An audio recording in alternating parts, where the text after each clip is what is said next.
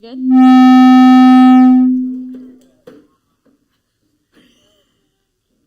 We trying to make sure you're awake. Like, that's all it is. I don't know what it is, but. Oh, I don't have a back pocket. This is awkward. Anyway, how are you guys doing today? Yeah? Yeah, we're doing yeah. Let's go. All right. As we continue on with this series of how do you live different? How do you live a different life in the culture that we live in? And how do you represent Christ? Because again, the world has one way and God has a completely different way. And how do you want to live like that? So last week we talked about it's this area right here. So let's do this bad boy. Okay, hopefully. We'll find out. I might echo in 2 seconds. We talked about digging deep. Like, what is your foundation based on? Christ should be your foundation, right? You got to dig deep if you want a skyscraper faith. So today, we're going to do this idea of identity, right? Your identity is rooted in the fact that you are a forgiven sinner, not just a sinner. I mean, yeah, obviously Romans 3:23 says we're all forgiven, fall short of the heaven above, But more importantly is that you are a forgiven sinner. I don't want you to forget that part, that you've been forgiven. Okay, so I have two core ideas. I'm afraid to step over here and do it again. You have 2 ideas. Ooh. Stay. Okay, I want to push this forward. You have 2 core ideas that I want to talk about today, okay, guys? And then I have 3 questions that I'm going to give you, and we'll look at that in a second. Well, not in a second, here in a bit in the process.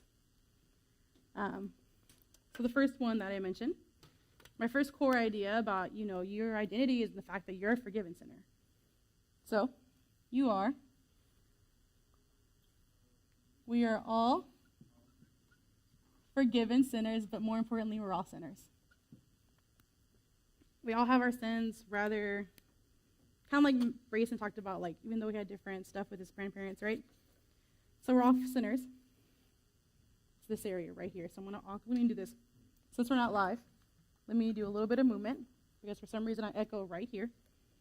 Sorry, you guys. I just don't want to, bust your eardrums. We are all equally in debt, right? So Bryson realized this when he came to the realization that his dad and his grandfather also had pornography addiction. So his sin may not have been as bad as theirs, especially his grandfather's, but he realized that his sin was just as bad as his grandfather's and his dad's. And just like in our story of Simon and the woman at Jesus' feet, Jesus' parable was about 2 debtors. It isn't the story about the one debtor and Simon, but it's about the 2 debtors. Right? Simon didn't want to believe that his sin, or he was one of the debtors. Simon didn't see his sin as big as her sin. Simon only saw the woman who was at Jesus' feet because, again, we don't really know what her sin is. Most people speculate that, she was an adulteress, she, was a widow, and so she was a prostitute. But there's just a bunch of, or regardless, maybe she was a theft, or a thief. Sorry, guys. But we don't really know what her debt was, or what her sin was. Only thing that Simon knew was that her sin was more public and more known, so obviously hers is bigger. But in reality, Simon didn't even welcome Jesus into his home, washed his feet, gave him a welcoming kiss. Nothing. Just, it was just chillax and just being like, what's up? I have apparently this famous prophet inside my house. Not even welcoming in his home. And the woman, she saw her sin for what it was. She didn't think, oh, it's too big, I can't come to Jesus in this. She's like, I just have a sin, and I know this man is a forgiver. Which is why she gave Jesus an outward pour of tears and oil. She gave this man her tears, she wiped his feet with her hair, and she put oil on it. And so, my second core idea is that we don't place our identity on what we do,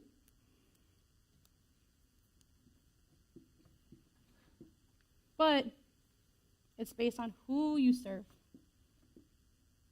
Or who we serve. Who you serve, who we serve. Right? We all have an identity we live out of. For Ania, it was the fact that she played basketball. She was tall, she was strong, so she played basketball, right? Your identity, maybe what instrument you play. You're in the band, you play the trombone. Maybe you play the drums. Maybe it's about a sport you play. Maybe you're the greatest basketball player in your school. Maybe you're the quickest quarterback that this possibly is. Or tennis or whatever. Maybe who you're related to. You're the daughter of this person. You're the son of this person. You're this person's sibling. You're this person's cousin, right? Maybe it's because you're a student. I go to school here. I'm going to go to school here. I've been to this school. Maybe you're the person that always gets A pluses. Maybe you're the student that doesn't get A pluses. Maybe you're known for your grades. Maybe you're known for your personality. Like, oh, I'm the kid that's just really, really good at technology. So everybody comes to me to like fix the computer. Everyone comes to me to do this. I'm the best at this. And the question that he asked that I really liked is like, what do you do when you lose that identity? That you think, this is who I am, this is what I'm known for, this is who I am, this is my identity. And Ania, she lost that. Whenever she got a concussion, she didn't play as much. So she lost that identity to be a basketball player. In our story, Simon's identity was wrapped up bearing a Pharisee. You know, Pharisee holding all the religious aspects. He's kind of doing the law right, but his heart isn't right. The woman's identity was wrapped up in the fact that she was just all about Jesus. That's the only thing that mattered to her was Jesus. She knew her sin. She knew that the only person that could pay it was Jesus. Now, to give you guys an example of all of this feeling like it's just a story to you. So, when I was in high school, I kind of had this Christian, like I was known for being a Christian, obviously. But I was like the goody two-shoes. I didn't party like everyone else. I didn't have like all the boys following me around school. Like I wasn't the prettiest girl, I was fine. I didn't go to parties. I wasn't like the popular kid, you know. I didn't really fit in with the crowd, and I was like, oh, I'm a great Christian, you know. I don't do these things. I don't drink. I don't smoke. I don't talk back to my mom. I don't misbehave. Like, bro, we're still rocking stuff. Like, I'm good. But I had this idea of like this cultural standard of like, I'm not doing these things, so I have to be a good Christian, right? I'm not doing X, Y, and Z like everyone else, so I'm not as bad as everyone else. But in reality, like, man, dude, I was so judgmental. Like, kind of like if you weren't a Christian, I was like, I don't really want to be your friend. You're not good enough for me. I had this idea that was too good for everybody.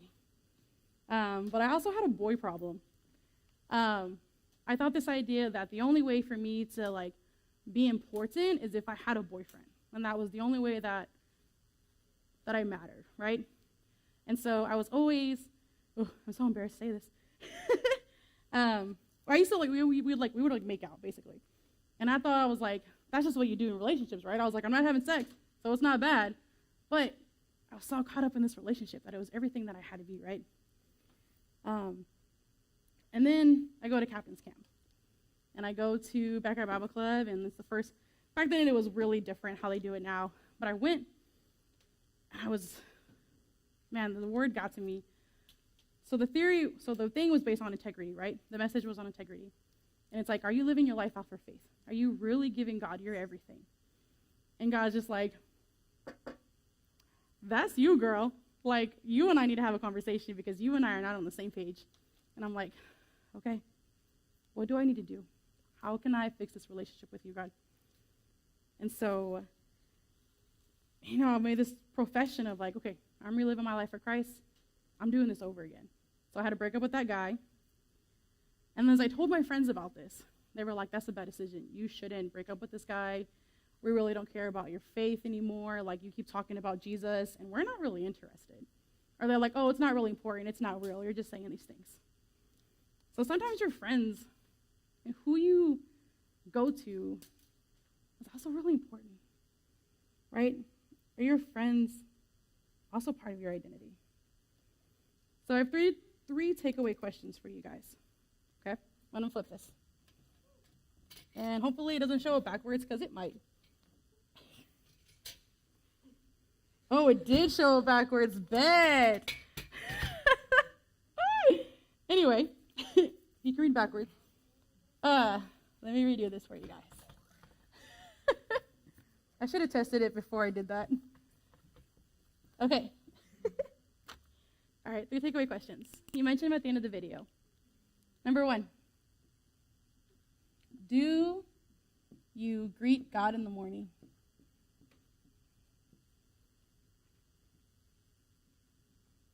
Let's just say God in the morning. You're talking about the guy that forgives sins. Again, we're all forgiven sinners.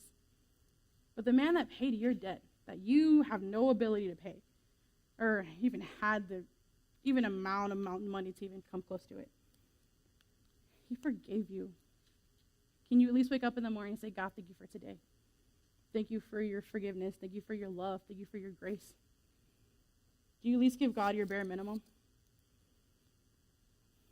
2, do you bless God?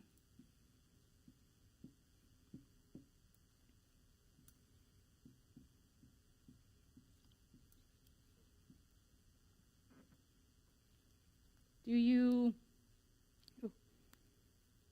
like the woman in the story, she never ceased to continue to give God her all, right? Are you trying to figure out what God has for your life? Are you talking to him? Are you communicating with him? Are you seeking your life to live like Christ? 3rd, do you serve God?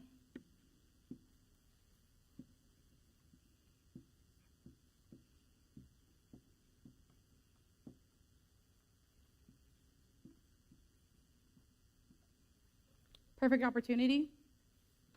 Back our Bible clubs. Not only do you great opportunity to kind of figure out your faith, because we give you messages and you read Bible stories that you probably haven't heard since you were a kid in Bible school or kids church, or maybe you've never heard those Bible stories in the first place. You're reading the Bible so you can share it to other people. You're learning how to share a gospel to kids. You get to learn how to lead as a Christ follower, right? Even kids church, they need volunteers in there. They need people to help spread the gospel. How are you serving others? Do you take time? Do you ask God, how can I serve people today? How can I serve my friends? God, more importantly, how do I serve you? What do you want me to do with my life?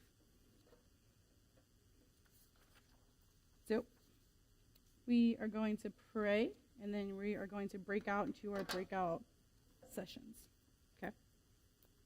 God, thank you so much for today. Thank you for your grace. Thank you for your forgiveness. It's crazy to think just how much you endured for us. Thank you for just everything, man. In genuine honesty, just thank you for everything. I pray that we are not afraid to own our relationship with you and own our faith. But more importantly, that we find our faith in you and our identity in you, God. It's in your holy and precious name I pray. Amen.